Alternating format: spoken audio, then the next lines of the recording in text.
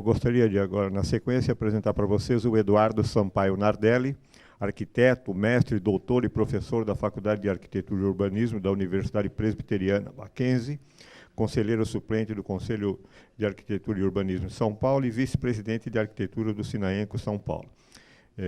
Eu convido agora o Eduardo a fazer a sua apresentação, To Be or Not To Be, Desafios de uma Transição.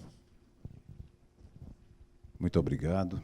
Quero agradecer inicialmente ao Roberto Aguni pela oportunidade dessa apresentação. Estou um pouquinho rouco, talvez por causa do ar-condicionado e de uma mistura com gripe. Quero cumprimentar também o Tiago pela excelente e brilhante apresentação que fez aqui para nós. E, na pessoa dele, quero também cumprimentar os meus colegas aqui de apresentações durante o dia. Bom, o tema é instigante, né? E acredito que muitos de nós vamos nos repetir um pouco, porque nós estamos falando do mesmo assunto, mas, quem sabe, com abordagens diferentes, a gente pode aprofundar algumas coisas. Bom, eu adotei esse tema porque, evidentemente, a gente tem um desafio pela frente, não é? Se nós vamos realmente mudar ou não vamos mudar.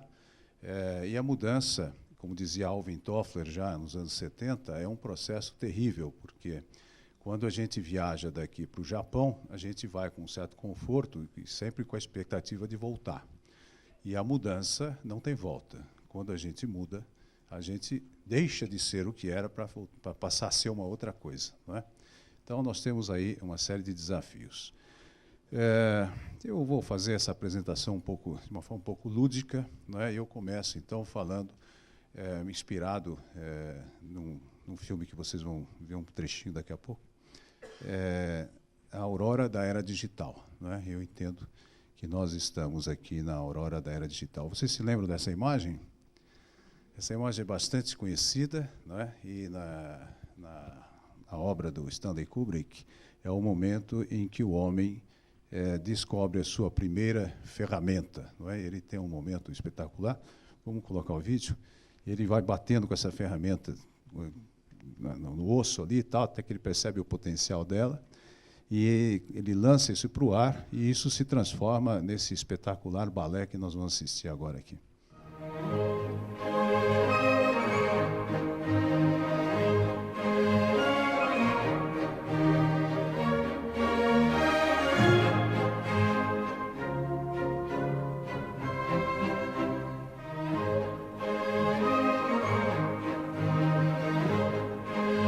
O osso virou essa nave espacial que está chegando ali.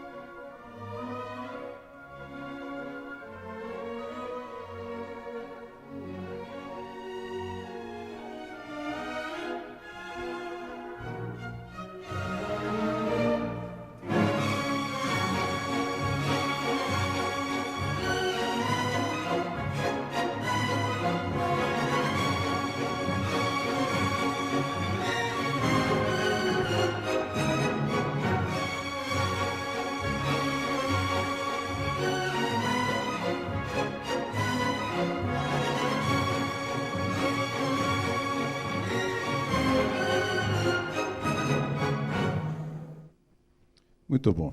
Vamos lá? Esse filme fala de uma história em torno de um monolito que vai marcando as etapas de evolução da humanidade, etc. Não é? Eu vou passar mais rápido aqui, que é esse monolito. Não é? E nele, vejam que esse filme foi feito em 1968. Nele existe uma antevisão do que seria o futuro, 2001, nós estamos em 2016, não é? Que é essa conversa que o nosso herói tem com a filha dele. Ele está na estação espacial, a filha dele faz aniversário. Naquela época a gente tinha telefone que a gente discava o número assim, né, e falava. Então era uma coisa espetacular e ver que ele podia conversar com a filha dele ao vivo e a cores e ainda cantaram parabéns porque era aniversário dela, etc. Não é? Esse é o mundo de hoje, que impunemente a gente assiste todos os dias na televisão e não dá a menor importância para isso. Não é? Mas a âncora do Jornal Nacional está no Rio de Janeiro conversando com a Maju, que está aqui em São Paulo, com essa tela, não é? Com uma tranquilidade tremenda. Não é? E aqui o Chico Pinheiro está conversando com um correspondente em Nova York, como se estivesse na mesma sala.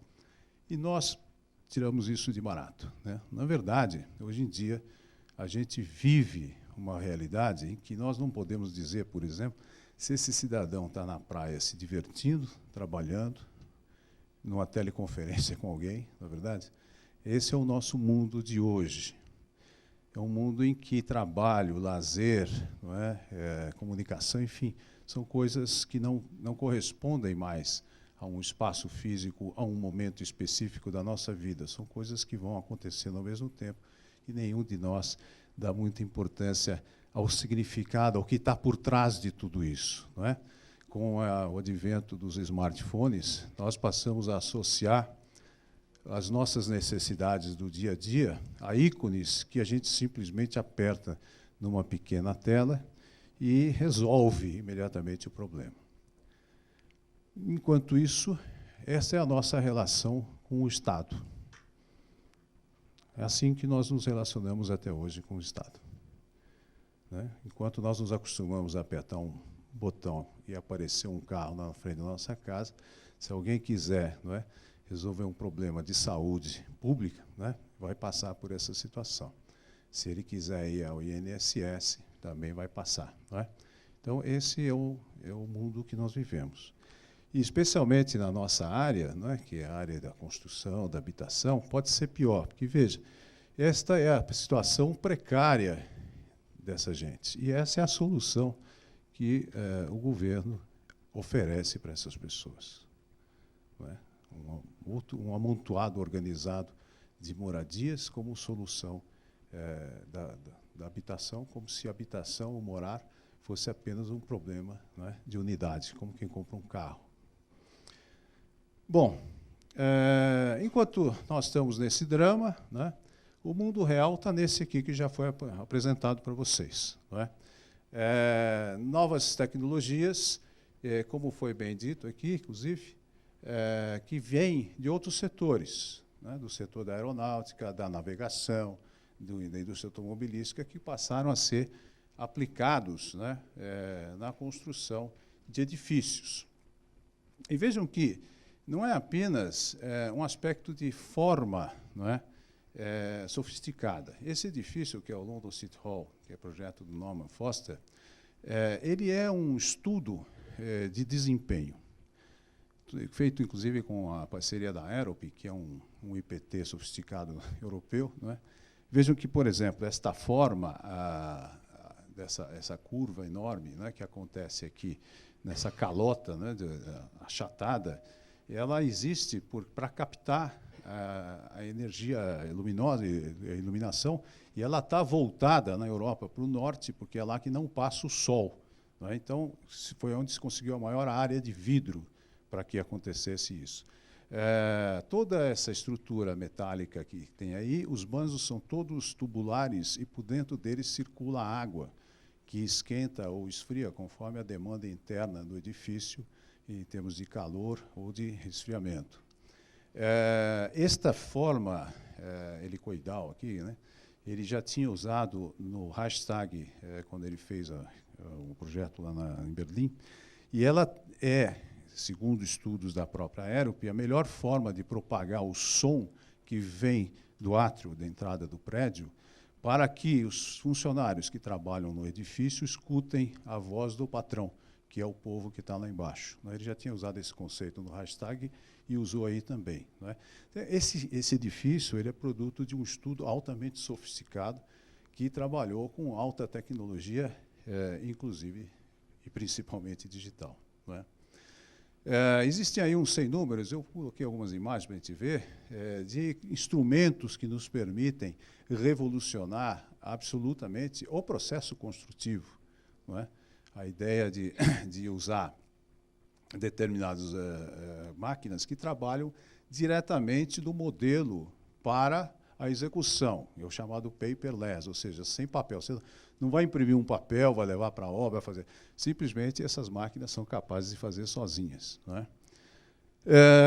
Eu trouxe aqui a foto do William Mitchell. Mitchell foi um decano do Media Lab no MIT, e ele, numa palestra que deu em Viena em 2005, aliás, pouco antes de falecer, fez uma síntese disso. Enquanto no passado os edifícios podiam ser entendidos como materialização de desenhos feitos à mão sobre o papel, atualmente eles precisam ser entendidos como materialização de informações digitais, como sistemas CAD, que é Computer Architecture Design, prototipagem rápida, GPS, etc. E aí eu não pus, mas ele disse também o seguinte: devem ser avaliados na sua qualidade pela qualidade dos recursos usados para concebê-los e desenvolvê-los. Dentro desse contexto aparece o BIM, Building Information Modeling, que já foi muito bem explicado aqui o que se trata, um modelo que contém diversas informações dentro dele, que não é apenas a expressão geométrica dos seus componentes. Então, nós estamos numa era em que nós transitamos da simples representação das ideias para a simulação. Vejam que, quando a gente fala em BIM, nós estamos falando de uma construção virtual. Uma construção que será. Mas a gente está construindo quando a gente fala em BIM. Muito bom. Isso é possível por quê? Porque os componentes que participam desta construção não são apenas descritos geometricamente. Faz parte disso dizer o que eles são e o que eles contêm como desempenho se construídos fossem. Vejam, por exemplo, essa coluna, essa seria digamos, o diagrama de descrição dessa coluna para um programa de BIM. Ela não traz apenas a dimensão dela, a altura, etc., mas traz o posicionamento, o material de que ele é feito, qual é a capacidade de resistência estrutural desse material, a performance dele em termos de térmicos, acústicos, enfim. É como já foi dito aqui, é a superação de um mero desenho feito sobre o papel. Aqui já foi apresentado esse gráfico, eu passo mais ou menos rapidamente por ele. A minha linha não está tão boa quanto a sua. Apareceu? A luz está atrapalhando um pouquinho. Mas, enfim, a ideia é essa, que a gente passe do projeto executivo, antecipe as soluções para esse outro ponto em que, certamente, a gente terá, como já foi demonstrado aqui, um enorme ganho de produtividade, tanto para fazer o projeto, como teremos ganhos também de projeto. Veja aquele, por exemplo, que eu trouxe do Norman Foster. Quando o edifício for ser usado, as decisões tomadas aqui vão fazer com que ele tenha um desempenho de consumo de energia, etc., etc., muito melhor do que poderia ter se eu não tivesse feito tantas simulações anteriormente. Bom, era digital no Brasil. Como vamos nós aqui? Já foi até apresentado alguma coisa. Bom, yes, we can. Nós vimos agora, na realização das Olimpíadas, depois de tanto tormento e tantas emoções, que nós somos capazes realmente de fazer coisas que são feitas no primeiro mundo com muita competência, inclusive. E já temos várias histórias de sucesso no Brasil. A gente já pode contar aqui que tem o Exército Brasileiro fazendo um programa fantástico, todo integrado, muito bem resolvido, e não é para menos, não é? Eles têm um patrimônio que junto equivale ao tamanho do estado de Sergipe, não é? E fora isso, eles têm que administrar tudo isso com estratégia de informação. Quer dizer, não é informação que eles podem compartilhar com todos, não é? Porque há segredos militares nisso. Temos o caso da Petrobras, né, que fez um belíssimo trabalho até recentemente, e aí muita coisa também acontecendo já no mercado, até no mercado imobiliário e em outras atividades da iniciativa privada. Temos também, já foi mencionado, já temos até um marco legal, aí, a norma BIM, né, que foi feita, eu até participei desta primeira etapa aqui, da 12.000, e depois dei uma mãozinha ainda na tradução aí da tabela de classificação. Porém, quando a gente fala em BIM, a gente precisa pensar que também não é assim, né? A gente não vai virar a chave e pronto. Porque por tudo que eu falei até agora, nós estamos falando não da implantação de uma nova tecnologia e não da compra de um novo software e um treinamento. Nós estamos falando de uma mudança de paradigma.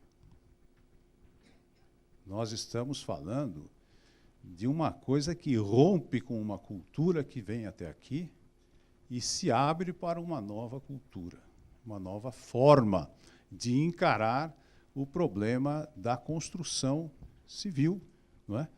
E militar, eventualmente. Eu elenquei aqui alguns itens para a gente refletir a respeito disso. O primeiro grande desafio do BIM é a questão da interoperabilidade. Componentes. Aqueles componentes bacanas, que já vêm com todas aquelas descrições de desempenho, de atributos, etc., precisam existir. Já se falou do ciclo de vida, vou voltar nele mais adiante, do edifício. Contratos. E os stakeholders que vão participar da festa. Interoperabilidade. Interoperabilidade, por definição, é a habilidade de dois ou mais sistemas trocarem as informações necessárias e disponíveis e usarem a informação intercambiada. Bom, são vários os softwares envolvidos nessa brincadeira. Não é? Já não digo nem de diferenças entre softwares BIM de arquitetura. Quer dizer, são outros softwares que se utilizam. Eu me lembro quando comecei a trabalhar, há muitos anos atrás, imaginem vocês que eu aprendi a desenhar com caneta nanquim. A gente fazia clash detection usando o Osalid, não é? A gente fazia uma cópia transparente do projeto de arquitetura e sobrepunha o projeto de instalações, elétrica, hidráulica, estrutura, aquela coisa, e ia vendo aquilo que foi mostrado tão bacana aqui, a gente fazia isso no olho mesmo, né? Se ia bater na viga, se não ia bater na viga, o cara do ar-condicionado não percebeu, chama aqui, faz, etc, etc. Isso agora tem que ser feito com softwares. E o software tem que conversar um com o outro. Não vale, não é, um software que não reconhece uma parte da descrição daquele pilar. Como é que vai funcionar isso, se o software não reconhece? O mundo começou a adotar um padrão chamado IFC, Industry Foundation Classes, desenvolvido por este grupo Building Smart, que trabalha com a ideia, não é, do Open BIM, ou seja, um padrão universal que todos os softwares possam conversar a respeito, né, daquilo que nós precisamos. Portanto, quando a gente pensa na adoção do BIM, nós estamos falando exatamente de quê? Que plataformas nós estamos falando? Essa, por exemplo, é a descrição daquela coluna no padrão IFC. Os softwares têm que ser capazes de ler essas linhas que estão aí. Se eles não conseguem ler essas linhas que estão aí, eles ou não identificam a coluna, ou eles não sabem onde a coluna está, não é? Ou eles não sabem, não são capazes de entender o funcionamento dela, o desempenho dela. Componentes. A ideia de componentes parece ser muito simples, mas já foi, inclusive, falado aqui. Qual é o nível de detalhe? Qual é a estrutura de componentes que nós vamos criar? Isso aqui é uma biblioteca que foi disponibilizada pelo MIDIC, Ministério de Desenvolvimento e Indústria e Comércio, 2009. Essa é a estrutura dela, né? Então, tem aí, ó, estrutura, pilares, blocos, estrutura metálica, alvenaria, etc. Né?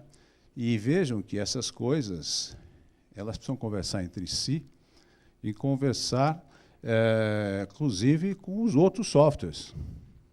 Não é? E em níveis de detalhe que nós precisamos saber quais são, porque também vai ficando pesado, né, o arquivo. Como é que a gente troca essa informação?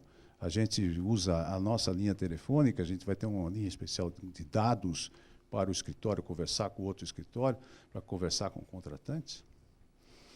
Aqui eu peguei o ciclo de vida que o Green Building adota, não é? Que é o projeto, a construção, a operação, reforma, né, demolição, etc.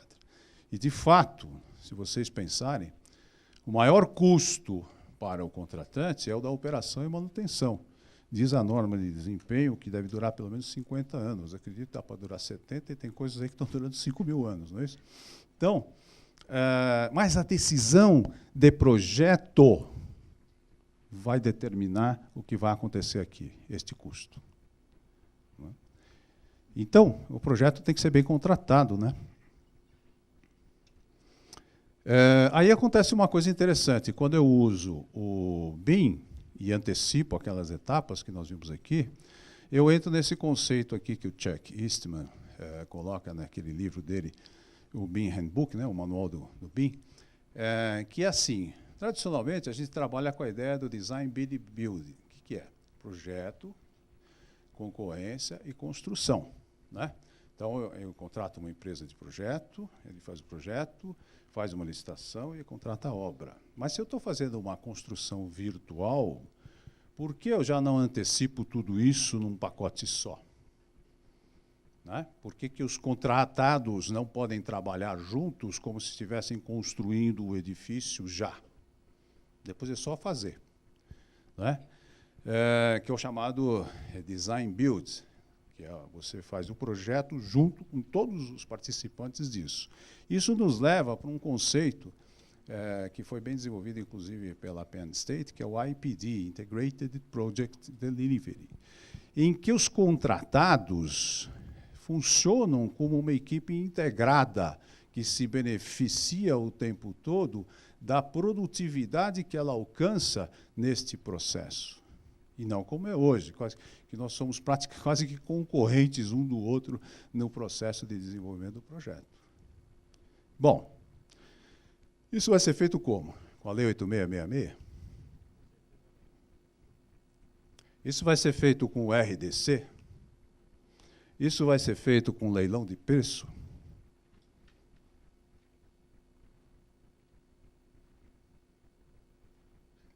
Essa é uma boa pergunta, né? E aí vem essa brincadeira, né? Nós somos stakeholders. Como é que nós vamos entrar nessa brincadeira? A gente vai ter que comprar software, hardware, instalar redes, treinar pessoas para que elas trabalhem e mudar todos os processos que nós estamos trabalhando hoje.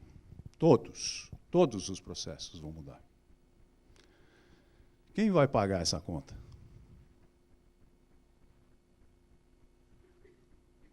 Nós vimos aqui há pouco como Singapura montou uma estratégia. Vai haver esta estratégia?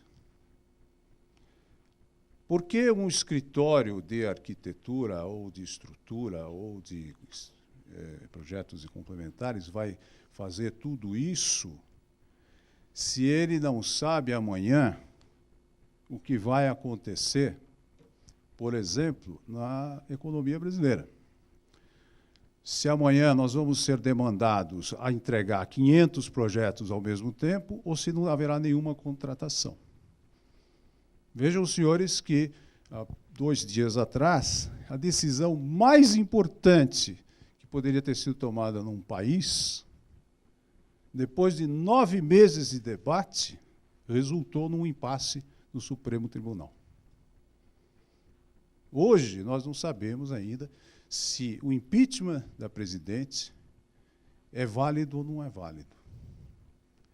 Como é que nós, pequenos escritorinhos, vamos adivinhar, não é, o que vai acontecer daqui a 4 meses nas nossas contratações sem garantia jurídica nenhuma?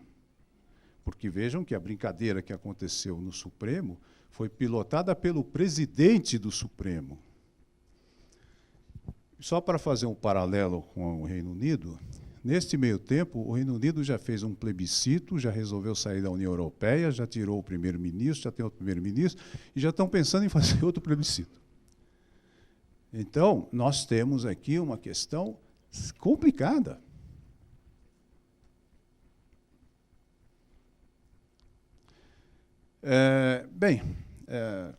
Só para a gente resumir o que foi falado aqui, não é? Naturalmente, nós vamos debater essas coisas todas.